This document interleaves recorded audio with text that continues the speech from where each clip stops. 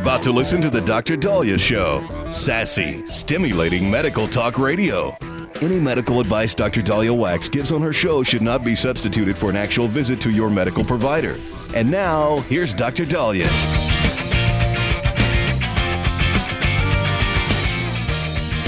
All right, we are back on the Dr. Daliah Show. Thank you all for tuning in. 1-877-Dr. Daliah, 1-877-DOCDALI. So happy 5th of July.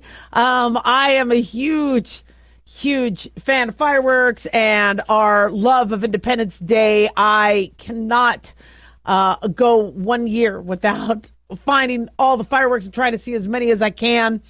Unfortunately, July 5th is not a good day. Not a good day at all. We're already seeing the burns. For those of you that did burn yourself, I'll tell you what to do. Honestly, you shouldn't be here listening to me. You should be on your way to the ER if you got burned from a firework yesterday.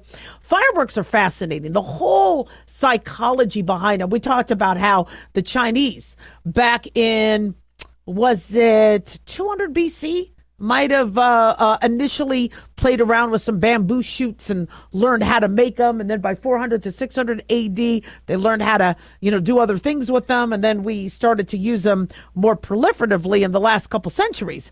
But, it's interesting because I live in Las Vegas, Southern Nevada. And so I'm overlooking the city.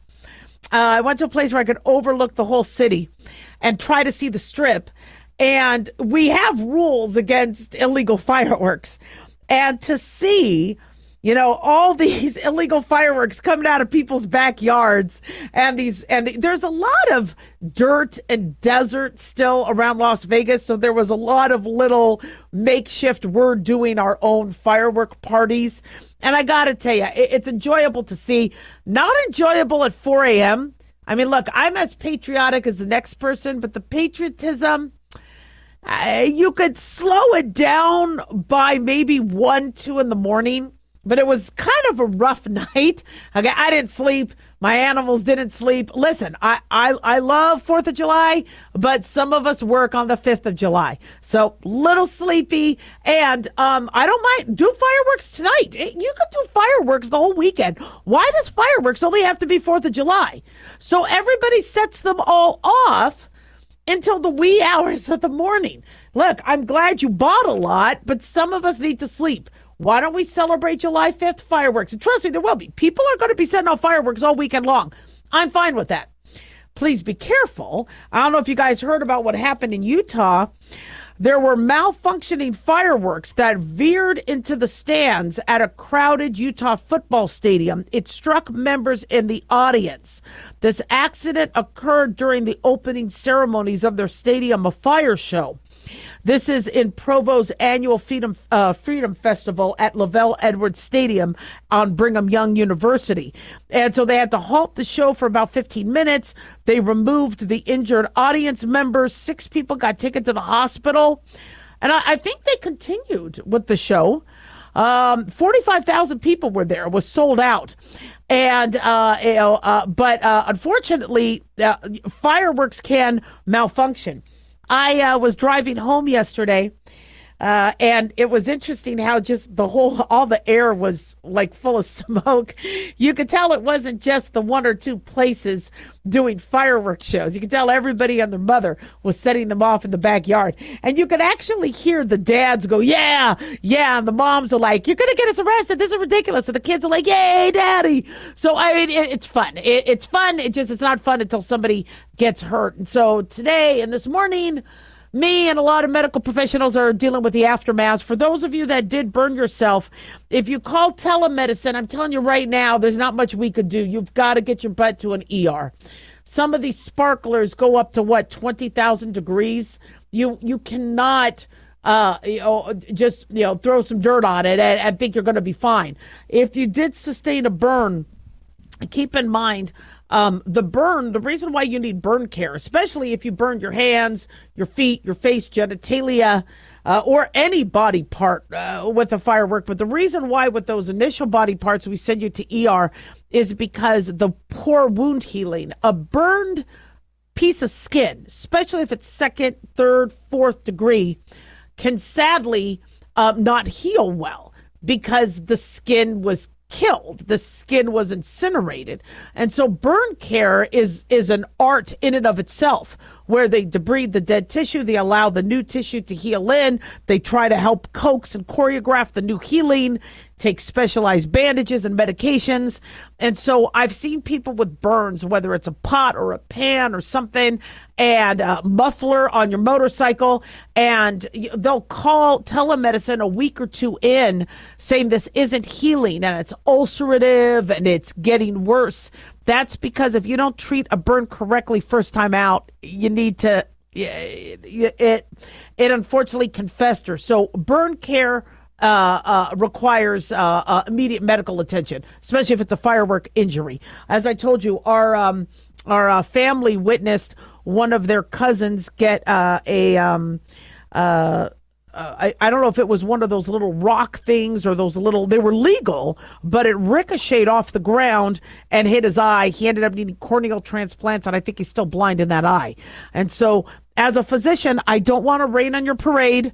You know, I don't want to remind you of the pets and them being traumatized and all that. I get it. It's Independence Day. It is a beautiful, beautiful time. And it was really nice to see patriotism, considering we see so many people bag on our beautiful country. So, I mean, God bless this country. And I love that people are enjoying being American, and you can have red, white, and blue without people accusing you of being something you're not. Red, white, and blue are our colors, all right? They don't run. We are America, and we're very, very proud of our flag, proud of our country, and proud of our independence. Sorry, Britain, but, we didn't like your tea.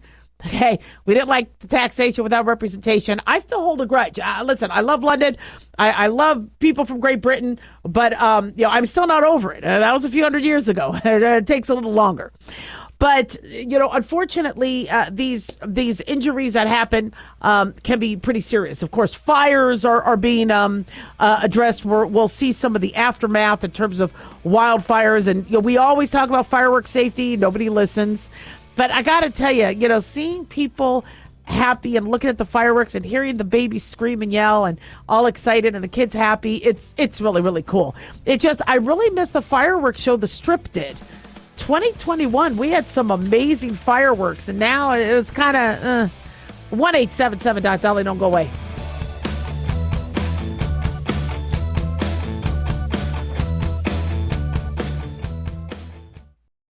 Let's see, if something costs less, but people are happier with it, that sounds like something to look into, and that's MediShare. Maybe you've heard switching to MediShare to pay for healthcare can save the typical family $500 a month, and that's huge, but it's also true that people are way more satisfied after making the switch, too. The customer satisfaction rate for MediShare is double that of the typical health insurance plan. Double.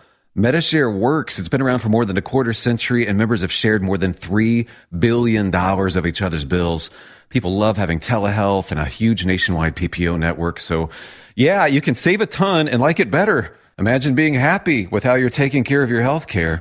So if you're self-employed or part of the gig economy, or you just want a plan you're happy with, you can call right now and get a price within 2 minutes. A very, very smart use of 2 minutes. Here's the number you need. 855-SHARE-40. That's 855-SHARE-40. 855-SHARE-40.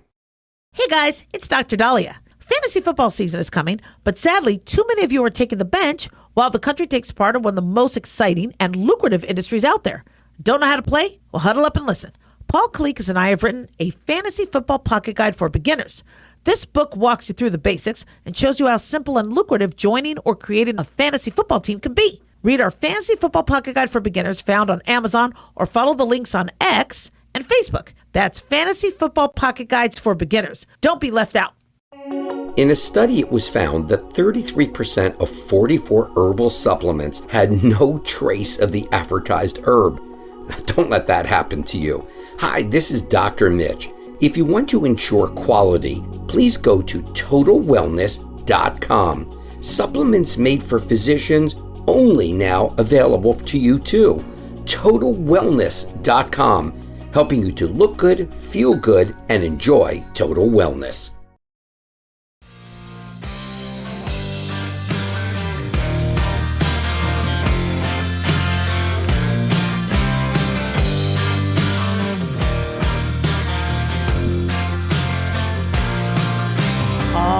right, we are back on the Dr. Daliah Show. Thank you all for tuning in. 1-877-Dr. 1-877-DOCDALI.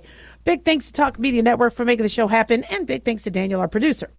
So the White House earlier this week had said that the reason why President Biden had a poor debate performance was, one, he had a cold, but also jet lag. So I believe at Wednesday's conference, Karine Jean-Pierre had said she didn't mention jet lag. She knew about the jet lag, and it was her bad. Jet lag was the reason for the poor debate performance. Now, some of the reporters brought up that his overseas trip, was over 12 days prior. So how long does he need to get over the jet lag? Okay, now mind you, it could take me a good week, but if the president is going overseas and he needs at least over 12 days to recover, then I think his team is going to have to reevaluate how they set up these meetings. If he gets off an Air Force One, which has a bed, right, now which has a shower, things like that, and he needs to recover for over 12 days, maybe give him 2-3 weeks, they're going to probably have to plan his overseas trips a little differently. Again, I'm worried about our foreign policy. I'm worried about, a lot that's coming around the bend, and apparently jet lag was a major issue. And in fact, President Biden said he almost fell asleep on the debate stage. So this is being reported by Telegraph. He said he was at a campaign event in Virginia, and this is on Tuesday night. He said, I didn't have my best night, but the fact is that, I wasn't very smart.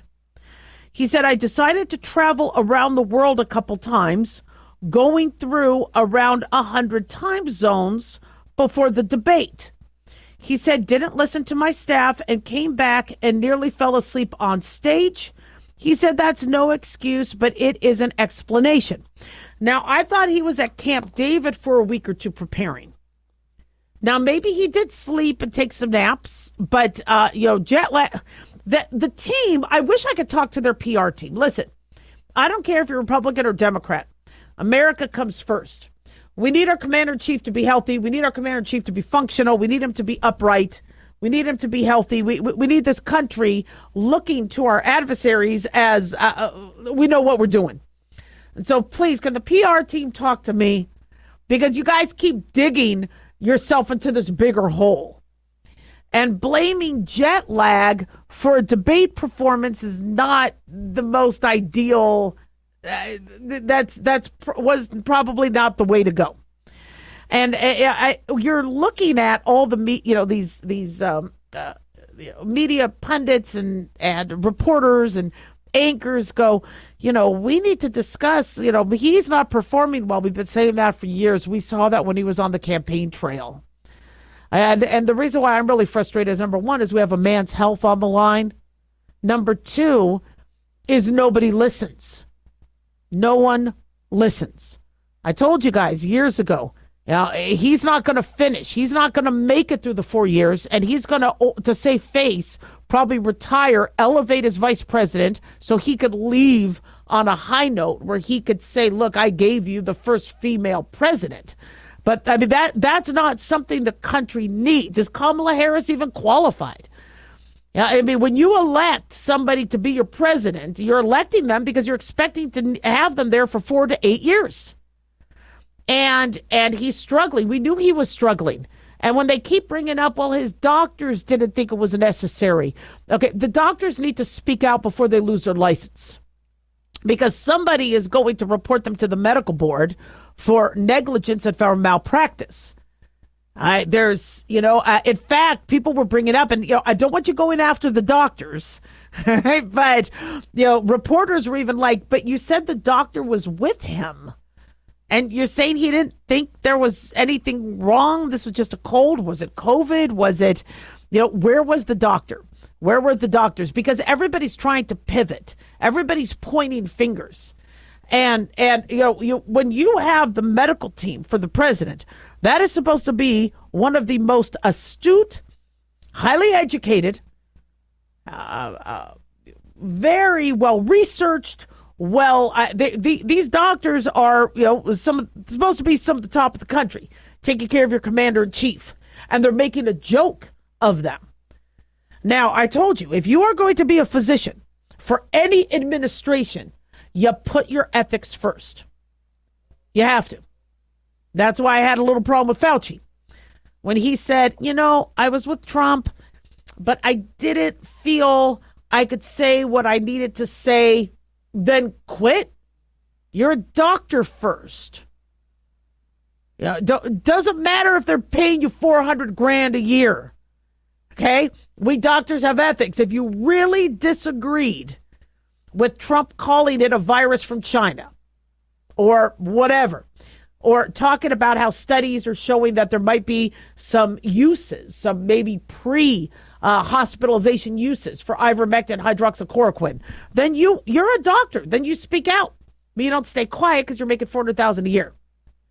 And so I don't know how much these doctors are making, but when you have somebody where even a kindergartner is like, he needs some help, then and they're saying, well, the physicians didn't think there was if really Biden was having true jet lag and was falling asleep on the debate stage, okay, don't you think the physician would have figured that out?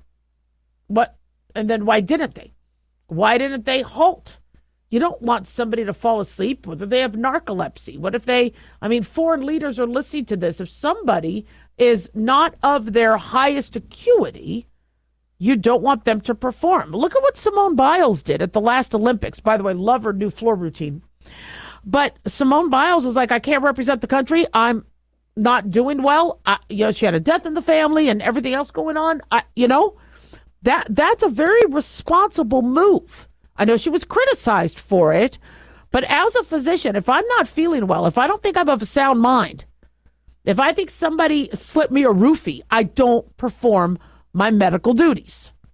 If you are CEO and you don't feel right and you think you're going to make a bad decision, Biden, if somebody made the decision for him to continue, he made a very bad decision for the Democratic Party, because now the Democrats, I don't know why it took them so long, but now they're like, well, I think we need to replace him, and these Democrats are speaking out, and so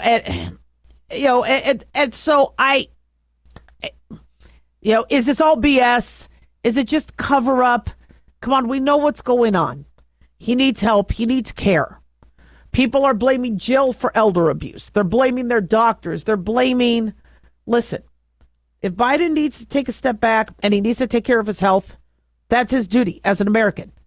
He pledged and vowed to serve this country. But you have to serve the country in your highest ability. If a doctor is drunk, they can't go into the OR.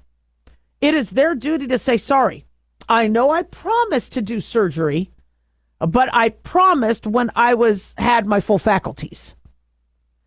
And so if Biden's falling asleep, is it because of medication? And then people ask, well, was it cold medication? What kills me is we got so much to do right now in this country. We got so much going on. We have so much that needs fixing. And we are fixated on the brand of cold medicine that Biden might have taken that could have affected his debate performance. Come on. Doctors are going to lose their license. We have donors going, okay, wait a second. Do I get my money back? Who are we donating to? Who's going to run the country? Who's going to be up against Trump? This is a mess. And it's scary. It's frightening. I don't care who you are, Republican or Democrat. I want our commander in chief to be awesome, to be healthy, and to do their job. And he's not doing it. And for him to say that he almost fell asleep during a very integral part of his campaign means, he needs help.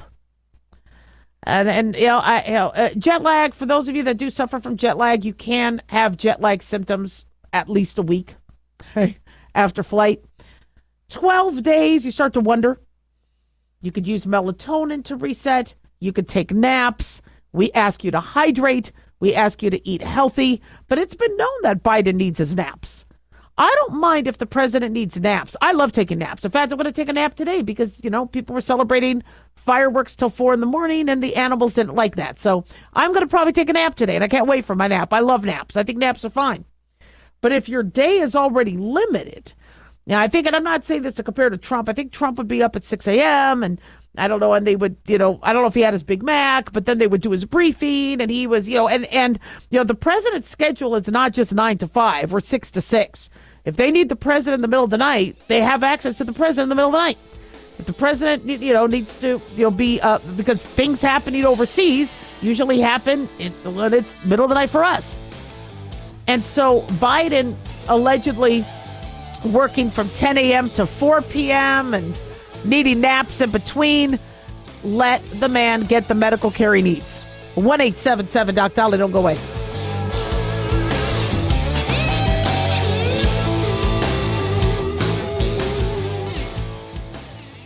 Dr. Daliah here. Are you tired, burned out, gaining weight, succumbing to the daily pressures of life? Well, how's your dopamine doing? How you feel right now, how you'll feel an hour from now, and how you'll feel next week is completely reliant on your dopamine. Our daily motivation and willingness to push through challenges depends on the intricate chemical process dopamine provides. Christian Kalikas and I created Deploying Dopamine, a book that tells you what dopamine is, when it dysfunctions, and how to successfully deploy it when needed. Find Deploying Dopamine on Amazon today. Check it out.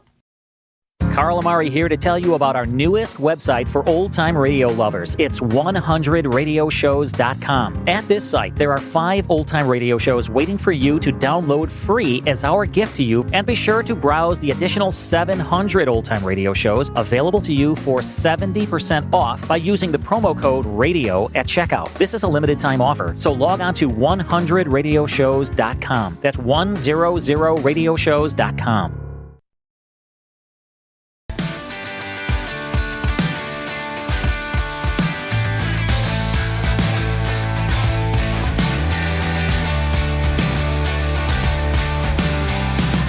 All right, we are back on the Dr. Daliah Show. Thank you all for tuning in. 1-877-DOC-DALI, 1-877-DOC-DALI.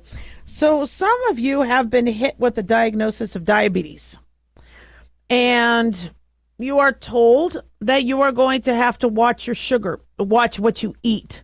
Some of you get a very extensive education on that, get referred to a nutritionist, have very close follow-up, and some of you, nothing. And it's not an easy diagnosis, even for those of you with prediabetes. When I was at Jules Stein training for my ophthalmology rotation, when I was at UCLA for my 4th year medical school, there was a woman who chief complaint was she had acute onset blindness in one of her eyes. And I heard some of the other residents joking, like, oh, these Hispanics, all they do is eat their tortillas and their rice and this is what they get. And I'm like, well, oh my gosh, are you kidding me? So I asked her in Spanish. I'm like, when you were given the diagnosis of diabetes, what did they tell you? She said, no dulces. And she told me she doesn't eat dulces. Dulces means sweets. I go, did they talk to you about pan, bread, arroz, rice? Well, did they talk to you about? No. When she was diagnosed with diabetes, it was no sweets. That was it. And now we see her for blindness in the eye. And so when we're losing this one-on-one, comprehensive approach to treating disease, because medicine is becoming more and more computerized, telehealth. I had a patient call me who has only been treated online for their diabetes. Doctor ordered a blood test. Blood test came back where the sugar was over 200. If you're over 200 and you're non-fasting, they'll call you, if you're over 200, diabetic. If your fasting is over 140 blood sugar, actually, if it's over 100, sometimes we're gonna, but when these blood tests are being done online and then a diagnosis is given, it seems like we're kind of doing things a little differently. When to me, diabetes are supposed to be diabetes. I don't want your blood sugar over 100. 2 hours postprandial over 140. Postprandial means after eating. So your fasting blood sugar should be under 100. Now, it shouldn't be too low. I don't want you in the 50s or 40s or anything like that. But 70 to 100. That's normal. Some people, maybe 60 is normal, but I like 70 to 80 ideal. If you are not fasting and you take a random blood sugar on your family member's glucometer, and you take your blood sugar randomly and it's over 200, I don't care if you just ate or whatever, you could be diabetic. And so what I used to do in my office before Obamacare and before I closed my office was when I would do blood work, I would also check you for cholesterol. I would also check your thyroid. I would look for other causes of the diabetes. I would also look for infection. Sometimes your blood sugar could spike because you have an active infection. Once I concluded that you are a, honest to God, diabetic, you have diabetes. I don't like to use the term diabetic because I think, that it's a part of you. It doesn't mean that has to label you. But once I can classify you as having a diagnosis of that, then I get you your glucometer, you get your book.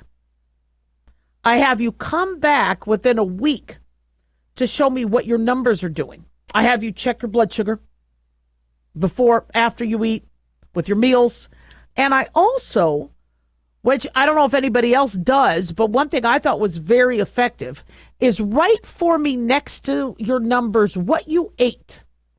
For some people, Chinese food could do them in terms of their sugar. For others, not a problem. Italian food is more of an issue, or Mexican food is more of an issue. But how did your body metabolize the dinner? And start learning the foods that you can manage. Because one thing your patient is going to do, and I will guarantee this, I will put my life on it. The one thing your patient is going to do after they leave your office is eat another meal. So why aren't we talking about the meals? Why aren't we talking about the hydration? And so when you say no sweets, that's part of it. But what about fruits? What about bread? What about fruit juices? What about sugar substitutes? Those could still mess with your sugars because they stimulate your insulin, and your insulin's like, okay, guys, something sugary is coming down the pike, and then nothing sugary comes. Now, this was interesting. Fox News says these are 12 of the best foods for people with diabetes. Tofu, because it's a plant-based protein, low in saturated fat. Greek yogurt offers protein for blood sugar regulation, probiotics that can enhance insulin sensitivity, reduce inflammation. Almonds, as long as you're not allergic. They also have magnesium, fiber, monounsaturated fats, zinc that can promote glycemic control. Prunes give you that sweetness, but they have low glycemic index. We've talked about glycemic index of foods, where some foods are very sugary and have a higher glycemic index, like grapes, cantaloupe, yet your berries or your more tart fruits have a lower glycemic index. Those might be better. They say if you eat 5 to 6 prunes a day, you could reduce the risk of bone loss. So prunes have, not to mention, they help you poop. Barley, rich in soluble fiber. Barley could also lower cholesterol levels, because if you're having a diabetic issue with your blood work, you're probably going to eventually, or if not already, have cholesterol issues, artery clogging. Beans, I get it. Beans could give you gas, but beans could be very filling. They can help you control your sugar, and could help you with glucose control. And you know what? If beans make you poop, again, a lot of people with diabetes don't stool well because their bowels are off and sometimes they slow down. So not bad. Strawberries, not a lot of calories, a lot of antioxidants, and they have less of a glycemic index. It can still be pretty sweet, so don't eat a lot of them, but at least you're getting some vitamin C, magnesium, other berries that have good polyphenols, like your blueberries and raspberries and things like that. They say oranges have a lot of flavonoids, antioxidants, vitamin C, and fiber that could slow sugar absorption. I think they do have a higher glycemic index, but I would rather you eat an orange than a cookie or cake. They say pistachios might be very good for diabetics to eat. They have plant proteins, good fats, fiber. That could balance your blood sugar, help ward off some of your hunger issues, make you more satiated. And plus, the unsaturated fat and fiber can help your heart health. Broccoli, antioxidants, compounds with anti-inflammatory properties, help combat oxidative stress, inflammation, has chromium. Chromium also helps with your insulin. There's also sulforaphane. That can also help manage insulin resistance. And then soy foods with your complex carbs, plant protein. Soy foods could also help you maintain your blood sugar and reduce cholesterol levels. Do not drink sugar-sweetened beverages. These juices, these soda pops, no. Fried foods, also a no. Packaged baked goods and pastries, a no-no. Alcohol, energy drinks, candy, right? These are things that are no-nos. 1-877-DOC-DALIAH.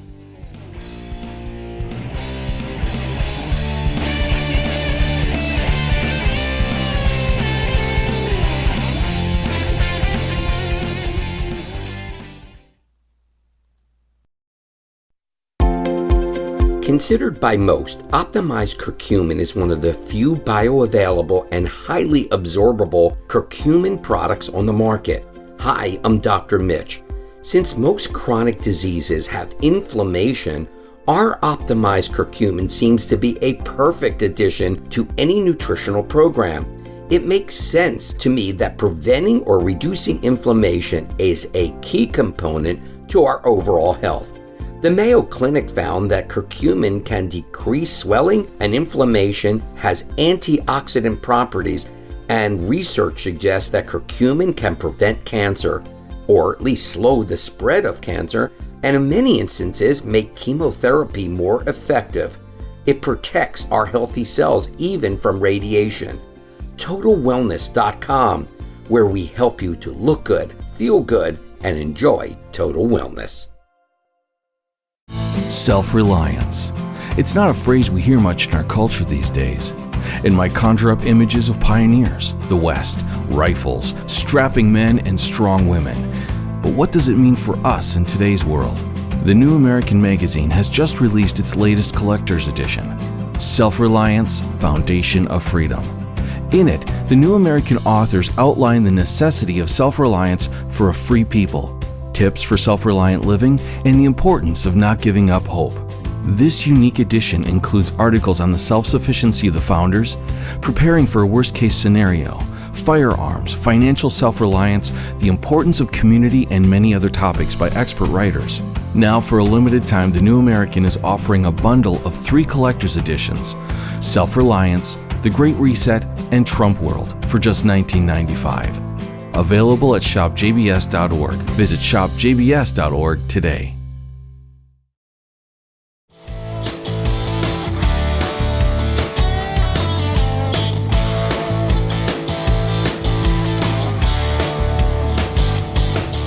All right. We are back on the Dr. Daliah Show, 1-877-DOC-DALIAH, 1-877-DOC-DALI. Follow us on X, formerly known as Twitter, at Dr. Daliah, Facebook, The Dr. Daliah Show, and then on YouTube, click like and subscribe. So this week we heard that an American Airlines had to make an emergency diversion and make an emergency landing. And when you hear that, especially since what's been going on with Boeing and other things, you're like, oh gosh, now what happened? I mean, look what happened with the Brazilian turbulence issue, and the panel flying off an Alaskan Air flight. So you're like, oh no, what happened with American Airlines? What is going on? Well, this time it wasn't anything wrong with the plane, just somebody on the plane. Apparently somebody felt the need to whip it out and pee in the aisle. Not sure why he couldn't go to the bathroom, but this is what has been reported. And I am sure people are pretty ticked. They're peed off. Have to be careful because I know the FCC is listening. So apparently this passenger was boozed up, according to New York Post. And it forced the American Airlines flight to make an emergency landing in Buffalo because he exposed himself and urinated in the aisle of the airplane. Oregon native Neil McCarthy, 25 years old, admitted to cops that he was, quote unquote, flicking the bean. Now, that is a euphemism not for peeing, but for pleasuring oneself. Now, this was aboard the flight to New Hampshire on Wednesday. And I guess the flight blamed it being a medical issue, but not necessarily a full-on medical issue. Because as a physician, you'll get called if it's a medical issue. They'll be like, "Is there a doctor on board, please? Can you hit your steward light?" And, so I'm like, "I'm a physician. What do you need?" I'll stand up. I'll start walking to the back. For something like that, I would probably be like, "I need some goggles, maybe an umbrella. Can't help you here, okay?" But McCarthy told police that he was drinking heavily throughout the journey and that he had several Jack and Cokes before boarding his initial flight in Portland. This is according to the complaint. His flight eventually had a layover in Chicago, where he allegedly told police they continued to guzzle down several more whiskey and colas before he boarded the next flight to Manchester, New Hampshire. An American Airlines flight attendant saw him expose himself and urinate on the flight. Passengers snapped a photo of him in the act. Just guys, keep aware if people have photos. And the big thing now is catching things that happen on planes. Then you get to put it up on Instagram. It goes viral. You start to get some followers. People make money on pictures of you, so be aware. So the plane was diverted to Buffalo Niagara International Airport. My guess is if things were flowing, they probably were hoping that by Niagara nobody would maybe notice. I love Niagara Falls, by the way. I got to make it back there. He was charged with indecent exposure, maximum sentence of 6 months in prison. He was released after a hearing before U.S. Magistrate Judge Jeremiah McCarty in Buffalo. So his name is McCarthy. Judge was McCarty. And so here's the thing. Okay, I am very nervous that planes don't know how to handle the alcohol consumption of people. We have had individuals that have done very stupid things when they're drunk. Now, I've had to pee on a plane, and I've raised my hand and said, I have to use the bathroom. I'm not very coy about it. And the flight attendant said, sorry, we're on the tarmac. We're stuck here for an hour or two. You just have to hold it. And we had people in Vegas, I think it was a year or two ago, just pee on the plane. I mean, you could only do so much. And so for those of you going, if I got to pee, am I going to be in trouble for indecent exposure? Again, document everything. If you have your phone, you can say, I got to pee. And I'm going to try to use the barf bag. I don't know what I'm going to do here, but I got to pee. And I don't want to expose myself. But I got to go and they won't let me go. And I'm about to have an accident. It happens. But the conversation that is going to come is, no pun intended, is the alcohol issue. And our pilots and the FAA and flight attendants going to say, look, we have major safety issues going on. And when somebody is drunk and somebody or high or somebody is not of proper mindset, they could be a hazard. They could be a risk. And, I get it. Some people are a little nervous. They need a drink to relax. You pay a lot of money for your first class seats. You want to get your money's worth by getting some alcohol. I understand that. It's a long flight. Long flight. Some people use the alcohol to control their cough. Not advised as a physician, but I understand people do that because they're coughing and people think they have COVID, so they'll drink some alcohol to calm down the cough. But I have seen time and time again people not do well. And when you add, alcohol and the low oxygen and the partial pressure of oxygen and just the situation of being, confined, people can freak out. And the fact that mental illness is being unchecked in this country, we don't have enough providers. We don't have enough time. Many people don't go to a medical provider, so they just don't get seen, or they'll use telemedicine when people can't necessarily see them in person and go, well, what else besides this one problem you're calling about? What else is going on? How's your sleep? How do you feel? Us family doctors were trained to do so much, and we're really losing a lot of our art because people aren't coming in to see the family doctor. Not to mention a lot of family doctors had to leave, especially after Obamacare, not being able to keep their practice open, and after COVID, not being able to keep the practice open. So I wouldn't be surprised if eventually the FAA starts to look at breathalyzer tests, alcohol limitations. You have protocols on planes when it comes to the safety of passengers, when it comes to your exit row, when it comes to, you're hearing of drunk people groping and sexually assaulting, or urinating and exposing themselves. And, they're going to start to limit. Now, remember when they started to limit food? And in fact, is it Southwest that doesn't serve alcohol? Or was that just during COVID? Remember, airlines started to say, sorry, we're just not going to serve alcohol.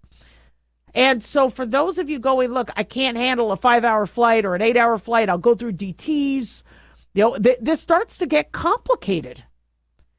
And so, so for those of you that have to pee and you aren't allowed to get up and pee and you fear you're going to have to pee in your seat because it's an emergency, there's, I think there's a way for you to protect yourself without being, say you have indecent exposure. This is one advantage of being a woman, because you can basically still be, well, no, because if you're wearing pants, you got to pull down the pants to pee. I forgot about that. Yeah, see, men, I always thought had it easy, but you're going to be accused of indecent exposure when you whip it out. And no bean flicking, okay? That doesn't happen. But our passengers, our co-passengers, when I get on a plane, I always like to evaluate who could be my medical patient. Not that I'm looking for patients on purpose, but I always want to be aware of, if I think we have somebody that might not be healthy enough to fly, and if that person is going to have an issue, so that I could, make sure I don't have anything to drink, make sure I'm awake, and I'm ready. And unfortunately, I have been right about some individuals, and things have happened. One guy just started seizing. Young guy just started seizing. Flight attendants said we need a doctor right away, so we cleared the row. We made sure he couldn't hurt himself. I checked his medical issues, made sure this wasn't like a hypoglycemic seizure or something that had to do with him DTing and not having alcohol, whatever. And I sat with him the whole time. I don't know if he wanted to sit with me, but he got me. I don't know what's worse, having a medical event or having to sit next to me on the whole plane. 1-877-DOC-DALIAH, don't go away.